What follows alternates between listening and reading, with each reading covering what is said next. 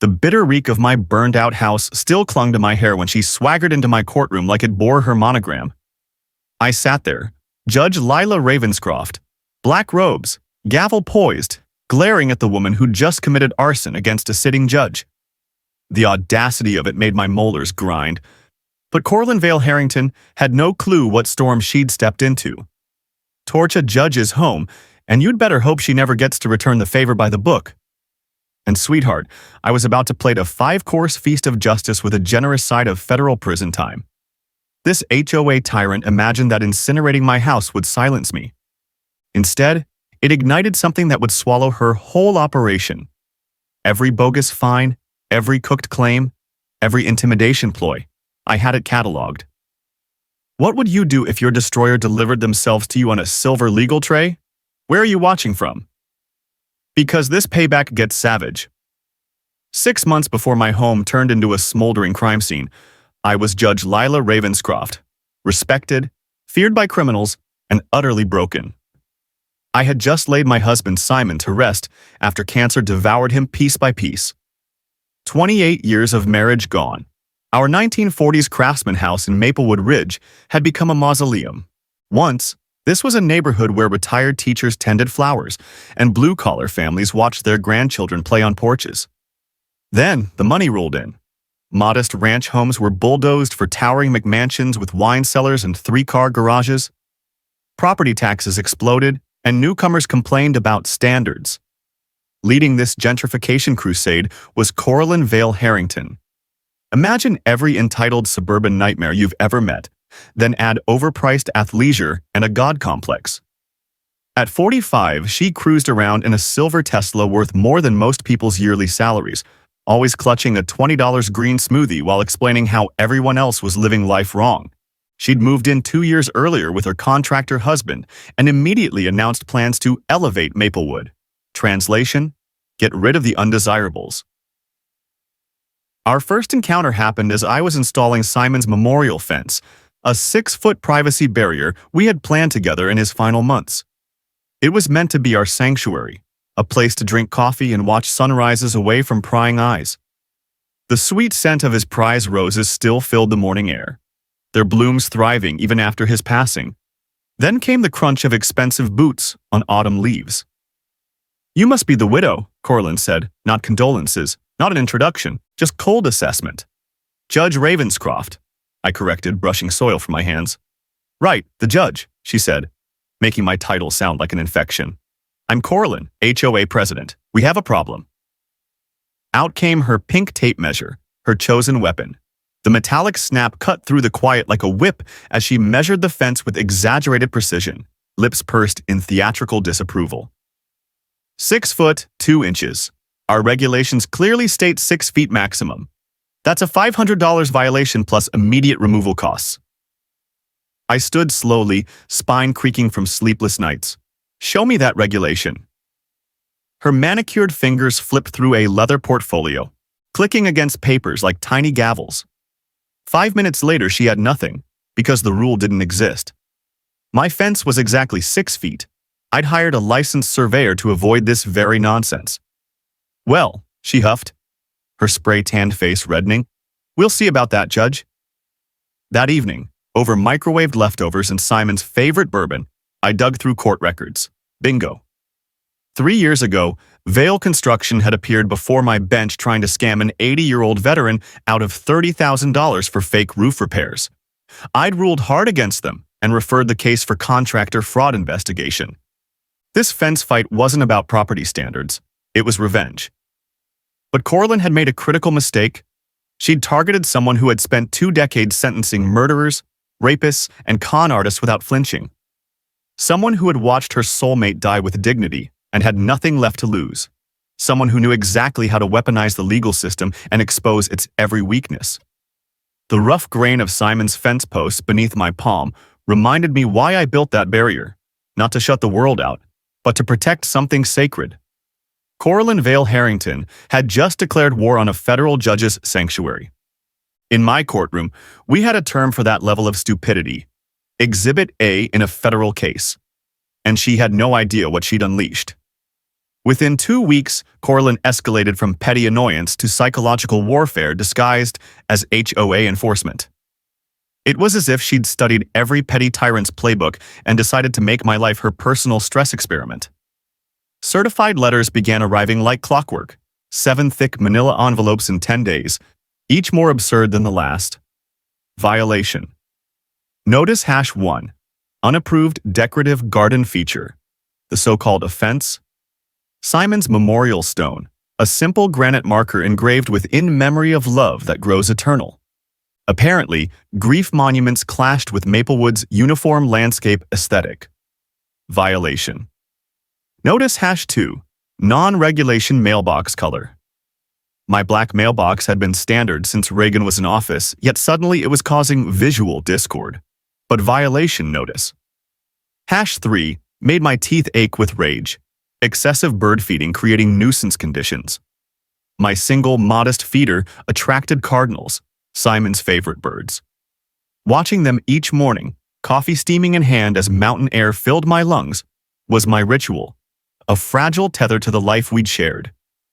Every letter demanded fines ranging from $2 to $500 and threatened liens and legal action. The heavy, expensive paper stock likely cost more than most of the fines themselves. Here's where 20 years on the bench paid off. Back in law school, I had memorized Colorado's HOA statutes after my landlord tried similar intimidation tactics. Corlin's letters were riddled with legal holes. Real HOA fines had to be reasonable, tied to actual violations, and properly documented in adopt bylaws. Her notices cited regulations that didn't exist and failed to include the mandatory hearing procedures. Time for judicial payback. I spent 3 nights in Simon's basement office, surrounded by his old law books and the comforting must of aging leather, building my counterattack. I filed a formal complaint with the Colorado Real Estate Commission outlining Corlin's procedural violations. I photographed every inch of my property and created spreadsheets documenting her illegal fine patterns. My training in evidence preservation was about to become a weapon. But Corlin wasn't done playing amateur hour. One Thursday morning, while I was downtown sentencing a drunk driver, my new security cameras caught her committing pure criminal stupidity. Corlin arrived with an entourage, her interior designer, a skeletal woman in all white, and her personal trainer, now posing as a property inspector. They spent 2 hours fabricating evidence for non-existent violations. The designer gestured dramatically at Simon's roses, as though 15 years of careful cultivation offended her sensibilities. The trainer, clearly more familiar with protein shakes than property law, scribbled notes on official-looking clipboards. I watched the footage that evening, fury mounting. They were manufacturing fraudulent documentation to support fraudulent fines. In my courtroom, we called that conspiracy to commit fraud. Then my neighbor Walt Thompson knocked on my door, pipe tobacco scent curling through the cool evening air as he spoke in hushed tones. "Judge, that Corlin woman's been targeting folks left and right. Remember the Dominguez family? She forced them to remove their Virgin of Guadalupe garden statue, called it non-conforming religious imagery, hit them with $800 in fines until they sold and moved." My judicial instincts roared to life. "What else?" I asked. "Single mom down the street got fined for her kids' chalk art on their own driveway. Said it was defacing common area aesthetics. We're talking rainbows and hopscotch squares, Judge." The pattern crystallized like evidence falling into place during closing arguments. Corlin wasn't just targeting me. She was waging a harassment campaign against anyone who didn't fit her suburban master plan fantasy. Hispanic families, single mothers, elderly residents on fixed incomes, and now a widowed judge who'd previously ruled against her husband's company. This wasn't neighborhood enforcement. It was discrimination dressed up as bureaucracy, backed by falsified documents and illegal fine structures. My simple fence dispute had just exploded into something far larger. The scratch of my pen echoed in Simon's quiet office as I documented everything. He'd always said a good legal strategy was like surgery, precise, methodical, and devastating when done right. I was about to perform major surgery on Corlin Vale Harrington's petty little kingdom, She had made the fatal mistake of targeting someone who understood exactly how to dismantle her operation piece by piece, using the very legal system she'd been twisting for her personal vendettas. Simon used to joke that judges were just referees with law degrees and permanent attitudes. It was time to show this HOA tyrant what happens when you pick a fight with someone who writes the rules of engagement for a living. Coraline's next move catapulted her from harassment into felony territory. She apparently decided that if fabricated violations weren't working, actual breaking and entering might. She struck while I was downtown sentencing a domestic abuser. My security cameras recorded every incriminating second of her so-called emergency property inspection, a legal authority that existed solely in her imagination. There she was, bold as brass in designer yoga pants, strutting through my backyard like she owned the deed. Pink tape measure in hand, she photographed everything from angles that would embarrass a paparazzo. The audacity reached new heights when she pressed her face against my kitchen window, shielding her eyes to peer inside. At Simon's coffee mug still sitting on the counter, the one I couldn't bear to wash. But her criminal stupidity peaked when she deliberately left my back gate wide open. The footage clearly showed her yanking it open, checking that the latch wouldn't catch, and walking away with a smug little smile. When I returned home that night, exhausted from listening to domestic violence testimony, I found my sanctuary violated. And my worst nightmare realized. My cat, Justice, was gone. 14 years old, he wasn't just a pet.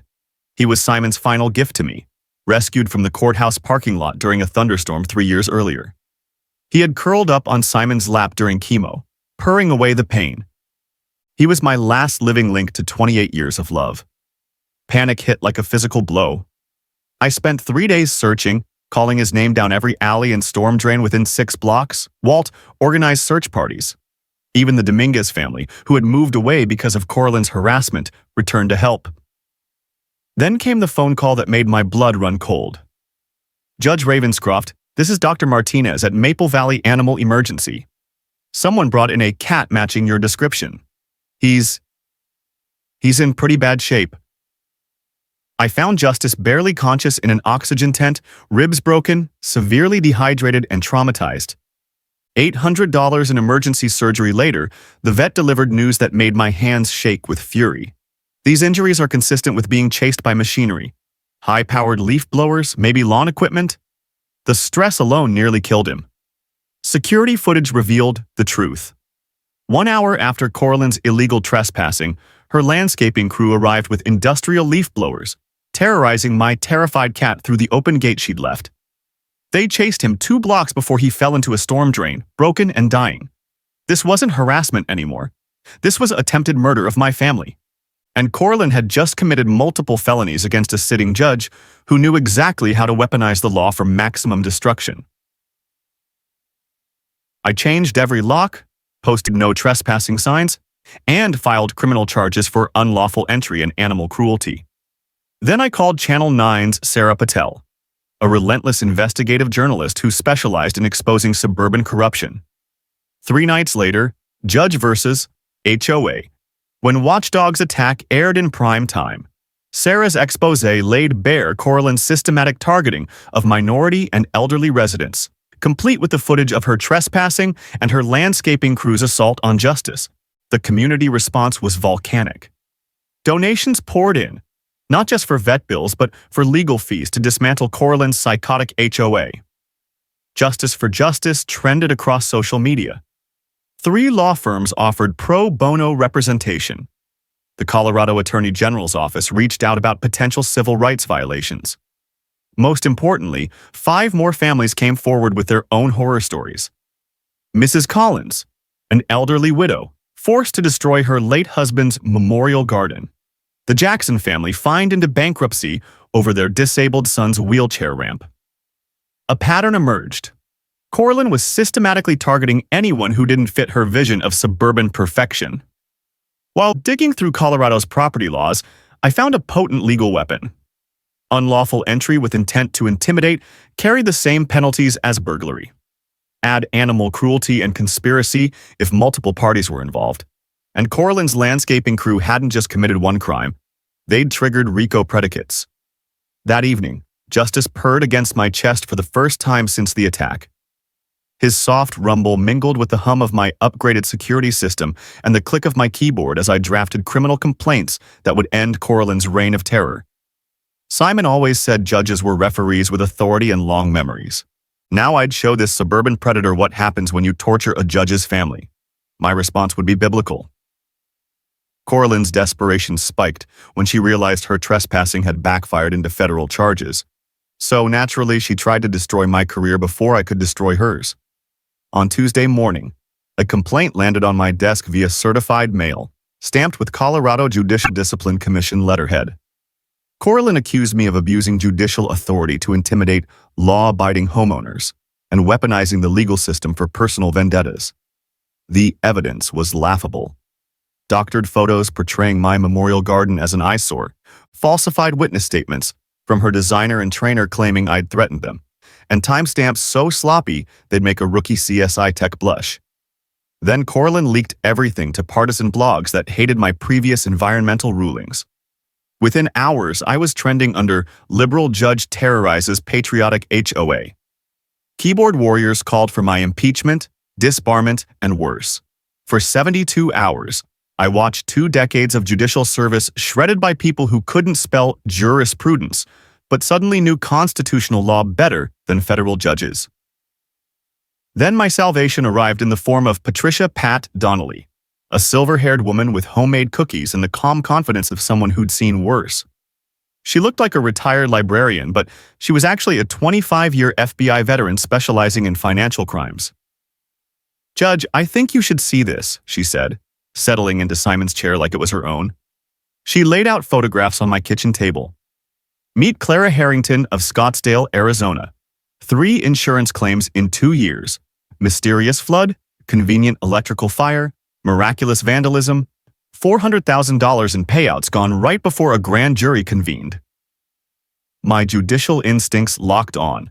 "She's done this before," Pat nodded. "Classic operation.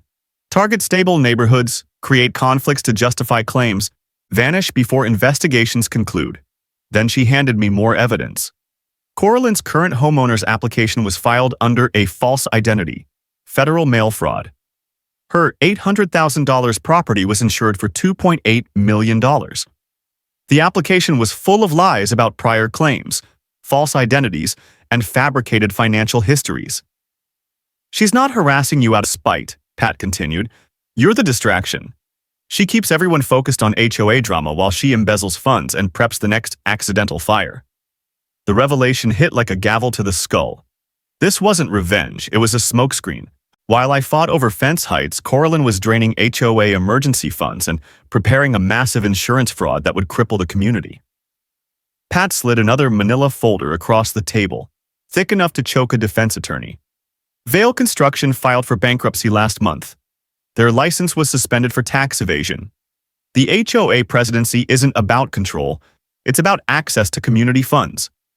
My harassment wasn't random, it was calculated. Coraline had been using me, a federal judge, as cover for her crimes. But Pat's final revelation chilled me to the bone. She's already filed preliminary insurance claims citing structural issues and neighborhood safety concerns. Your house isn't just a target. It's evidence in her next insurance scam. That night, surrounded by a mountain of evidence, I saw the full scale of the operation. $340,000 missing from HOA accounts, fraudulent insurance applications, and a decade-long pattern of civil rights violations. Coraline hadn't picked me because of an old ruling. She'd profiled me. She'd researched Simon's death, my finances, my judicial schedule, even my emotional vulnerabilities, crafting the perfect victim profile. But her arrogance had blinded her to one fatal truth. She was running federal crimes against someone who knew exactly how to coordinate multi-jurisdictional prosecutions with every federal agency from the FBI to Treasury.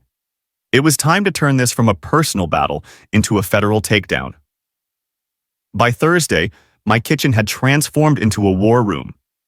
Pat, Walt, and attorney Rebecca Linton, an ex-federal prosecutor turned white-collar defense shark, gathered around Simon's table like avenging angels. "Judge, we're not just prosecuting harassment," Rebecca declared, spreading color-coded flowcharts like D-Day plans. We're dismantling a decade-long crime spree that's destroyed 15 communities and stolen over $4 million. Her strategy was surgical and relentless. Federal charges first. Mail fraud across state lines, 20-year minimum. Wire fraud for electronic HOA theft, another 20. Identity theft using witness protection aliases, 10 mandatory.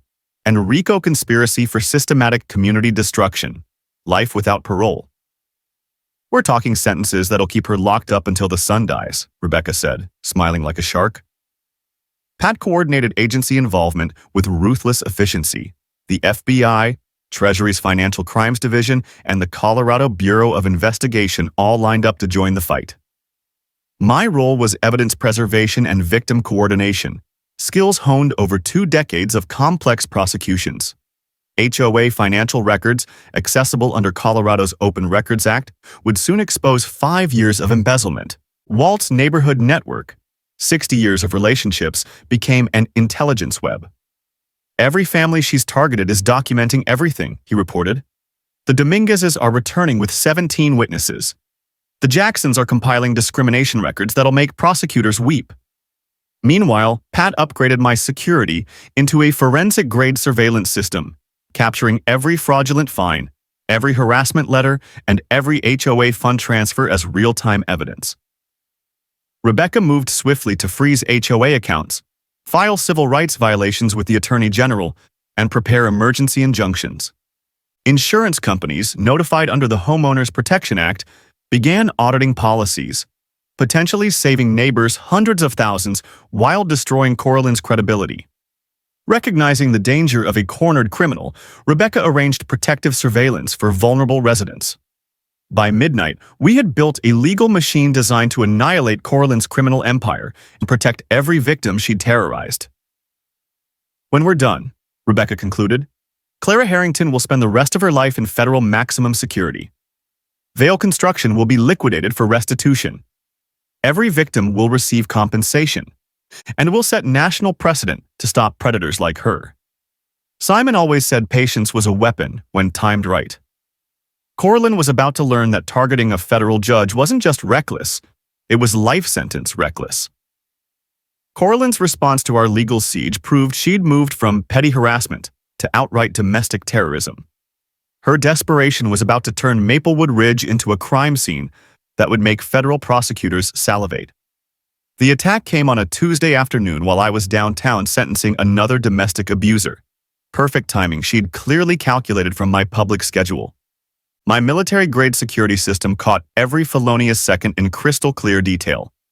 At 2:47 p.m., unmarked trucks rolled up and disgorged a crew that moved with chilling precision. These weren't landscapers, they were arson specialists in coveralls, carrying gear designed for one purpose: turning my house into an insurance-fueled inferno that would conveniently spread to Coralyn's property for maximum payout.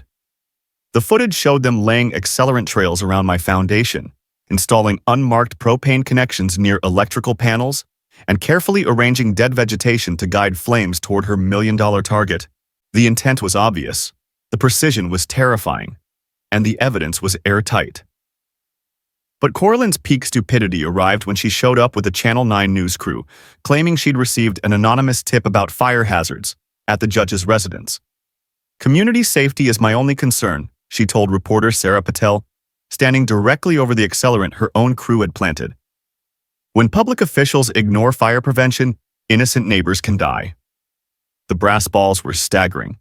The federal charges would be biblical. Calls flooded in from Pat's surveillance network.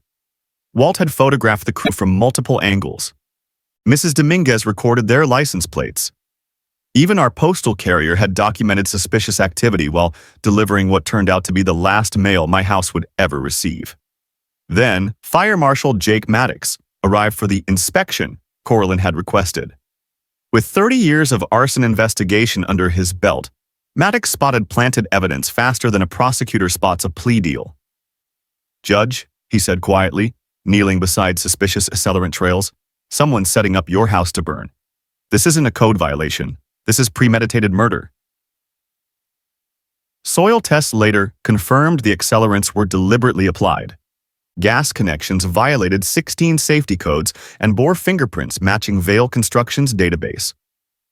The layout revealed expert-level knowledge of fire behavior and insurance investigation procedures. Everything needed to make a deliberate fire look like an electrical accident. "Whoever planned this knows how to kill people and make it look like an act of God," Maddox said grimly. And when he refused to condemn my property based on the planted evidence, Corlin made a catastrophic mistake. She attempted to bribe him.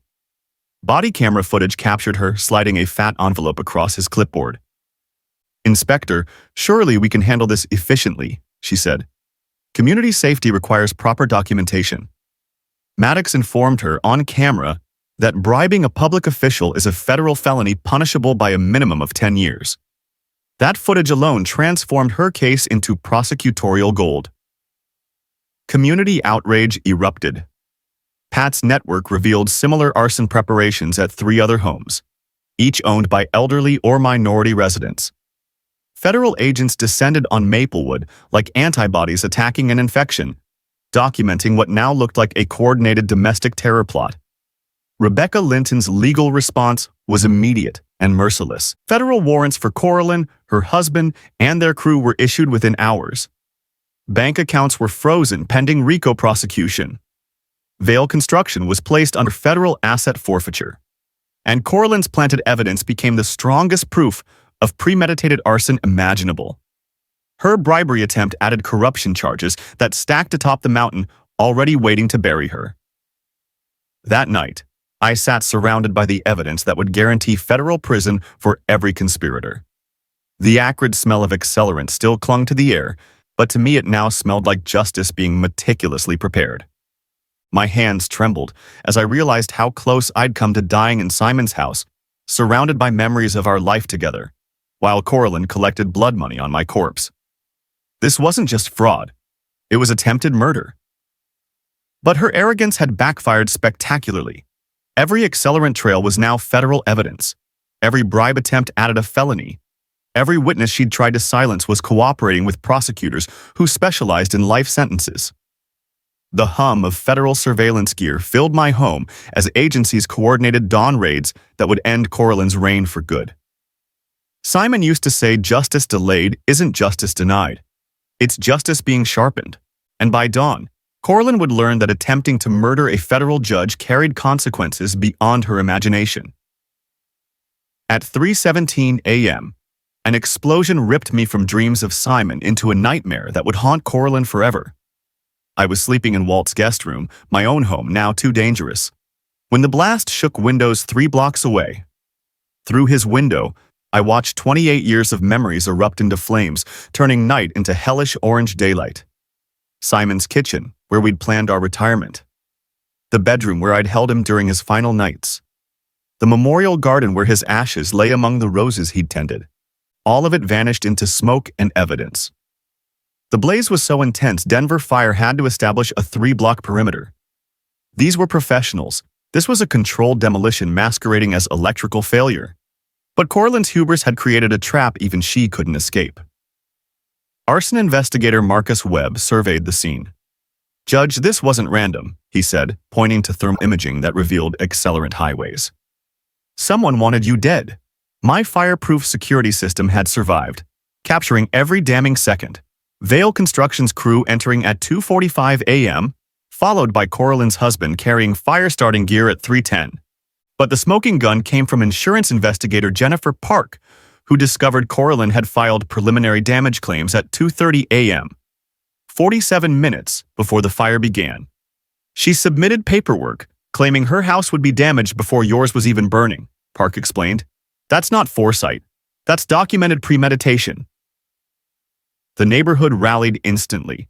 Neighbors brought blankets, coffee, and righteous fury. Mrs. Dominguez clasped my hands, tears streaking her face. "Mija, she tried to kill you. We all saw her plan it." And then came the moment destined for legal textbooks. Corlin showed up at the scene.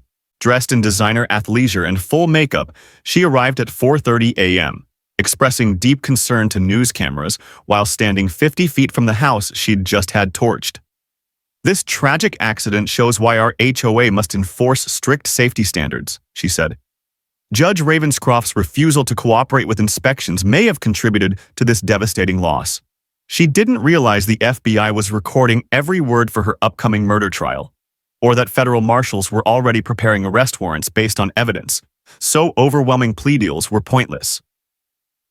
The financial investigation revealed criminal genius wrapped in homicidal stupidity. Courtland had embezzled $340,000 in HOA funds to finance the arson.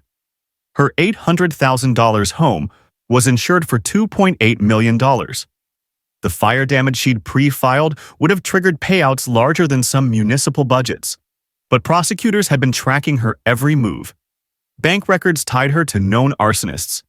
Cell data placed them at the scene. Insurance applications were so riddled with lies they guaranteed perjury convictions in every state. Rebecca's next move was swift and devastating. Federal marshals raided Courtland's home at dawn, arresting her and husband live on national TV.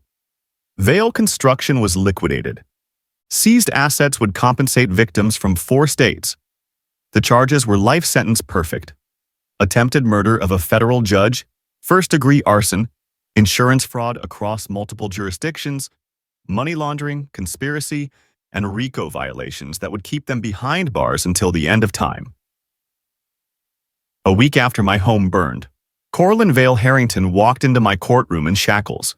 Her designer athleisure swapped for an orange jumpsuit, facing charges that guaranteed she'd never see daylight again. The irony was exquisite. The courtroom was packed. Federal marshals, FBI agents, prosecutors from 4 states, even the Colorado Attorney General.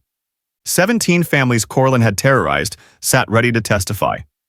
Judge Mary Ann Holt, my colleague presiding after my recusal, called the hearing to order. The people of Colorado versus Clara Harrington, also known as Rebecca Vale, also known as Sandra Kane. The list of aliases took 30 seconds. The charges took 4 minutes. Attempted murder of a federal judge, first-degree arson, multi-state insurance fraud, money laundering, conspiracy, RICO violations, identity theft, witness protection fraud, and systematic civil rights violations.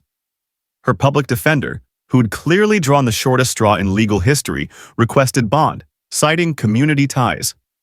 Federal prosecutor Amanda Stevens rose with the calm of someone holding a royal flush.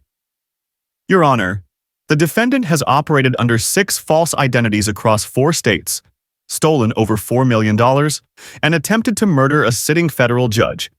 She then appeared on television blaming the victim. The gallery erupted, and then Courtland made her final mistake. She spoke. Your Honor, she said, turning toward me with that same sociopathic arrogance. Judge Ravenscroft has weaponized the government against homeowners. This prosecution is judicial abuse, masquerading as justice. The courtroom fell silent. Judge Holt's reply cut like a blade. Miss Harrington, you are charged with attempting to murder a federal judge by burning down her home while she slept. You embezzled hundreds of thousands in community funds. You terrorized elderly and minority residents. You filed fraudulent insurance claims across state lines. The evidence includes video of the arson, recordings of bribery attempts, documentation of harassment campaigns, financial records of systematic theft, and perjured insurance applications. You are not a victim. You are a domestic terrorist. Then came the mic drop moment. Furthermore, this court has reviewed evidence that you destroyed 15 communities and displaced over 200 families. Your pattern of targeting elderly and minority residents will be prosecuted to the fullest extent of federal law. Courtland's facade cracked as reality sank in. Her lawyer whispered about plea bargains, but everyone knew the evidence made them irrelevant. Bond is denied, Judge Holt declared. The defendant is a flight risk and a danger to public safety. The gallery erupted in applause. Mrs. Dominguez wept. Walt pumped his fist. 17 families watched justice unfold. As marshals led Courtland away in chains, she hissed, "This isn't over. You'll never prove I targeted you." I rose from my seat. Miss Harrington, I said, my voice calm and judicial, your admission of targeted harassment is now part of the record. Thank you for eliminating any remaining reasonable doubt. 2 years later, I stood in my rebuilt kitchen watching cardinals flock to Simon's memorial feeder, while Courtland rotted in a concrete box, serving life without parole. The trials were prosecutors' dreams and defense attorneys' nightmares. Juries took 3 hours and 47 minutes to convict. Corlin received life without parole for attempted murder of a federal judge, plus consecutive sentences for arson, fraud, and civil rights violations. Her husband got 25 years for conspiracy. $3.2 million in seized assets compensated victims across 4 states, creating the largest HOA fraud restitution in U.S. history. Maplewood Ridge was reborn. Walt, now HOA president, implemented transparency measures that made embezzlement impossible and enshrined protections for residents. Fines over $50 required community approval. Monthly financial reports were published online. Mediation was mandatory before legal action. Targeting based on race, age, or income triggered automatic removal from the board. The ripple effects spread nationwide. Colorado's Maplewood Protection Act mandated HOA financial transparency, limited fine authority, and established state oversight for communities with systemic complaints. 15 other states followed. The Simon Ravenscroft Memorial Scholarship grew to $750,000, supporting first-generation law students like Maria Dominguez, now headed to Harvard to protect vulnerable communities. Our annual Justice Festival drew thousands and funded legal aid groups. Pat taught workshops on financial crime investigation that helped 47 states prosecute HOA fraud. 41 copycat criminals were arrested using our model. My judicial career gained national recognition for integrity under fire, and the American Bar Association created the Ravenscroft Award to honor judges defending civil rights under pressure. Justice had not only punished evil, it had healed and rebuilt. Justice, my cat, had fully recovered and now ruled our rebuilt sanctuary with regal authority. Simon's roses bloomed more beautifully than ever. As the golden sunset streamed through new windows, I reviewed scholarship applications while Justice supervised from his perch. Outside, Pat tended her victory garden. Walt taught neighborhood kids harmonica, and families gathered for conversations once silenced by fear. The sound of children's laughter replaced sirens and shouting. Justice wasn't just about punishment, it was about protection, healing, and hope. And here's my message to anyone facing HOA bullies or petty tyrants with tape measures. Document everything. Rally your neighbors. Bullies only win when good people stay silent. Your nightmare might become someone else's salvation. Drop a comment with your own HOA horror story. You're not alone. And subscribe, because next week, we're exposing the tax assessor who tried to steal an entire neighborhood. That revenge was just as biblical, and those federal charges were beautiful.